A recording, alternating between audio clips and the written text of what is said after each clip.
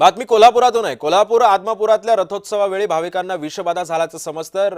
रथोत्सवावेळी मिळालेल्या मोफत लस्सी प्यायल्यानं भाविक अनेकांना मुरगुड ग्रामीण रुग्णालयामध्ये दाखल करण्यात आलंय। उघड्यावरील लस्सी प्यायल्यानं विषबाधा झाल्याचं समजतंय। आदमापूर, मुरगुड, गारगोटी, सरवडे, मडिलगे येथील 100हून जास्त रुग्ण दाखल झालेले आहेत। या संदर्भात अधिक माहिती जाणून घेत माझा सहकारी अमरसिंह पाटील आपल्या सोबत आहेत। अमरसिंह, नेमकं काय झालंय आणि सध्या ही लस्सी जिथून पिली त्या विक्रेत्यावरती सध्या गुन्हा दाखल करण्यात आलाय का?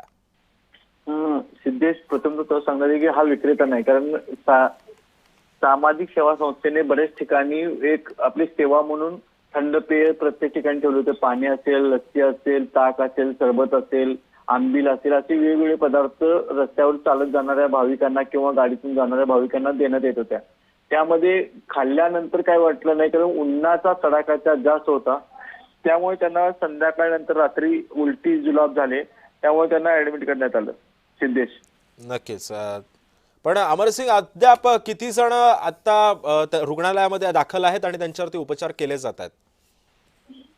रात्री 11 दरम्यान एक 50-100 जण होते ऍडमिट। आता त्यांच्यावर उपचार करून त्यांना सुटका करण्यात आलेली आहे। नक्कीच, धन्यवाद अमरसिंह, तुम्ही दिलेल्या सविस्तर माहितीबद्दल। त्यामुळे आदमापुरातल्या रथोत्सवावेळी भाविकांना विषबाधा झाल्याचं दिसतंय। या विषबाधा झालेल्या भाविकांवरती सध्या रुग्णालयामध्ये उपचार सुरू आहेत। कोल्हापूर आदमापुरातल्या रथोत्सवावेळी भाविकांना विषबाधा झाल्याचं समजतंय।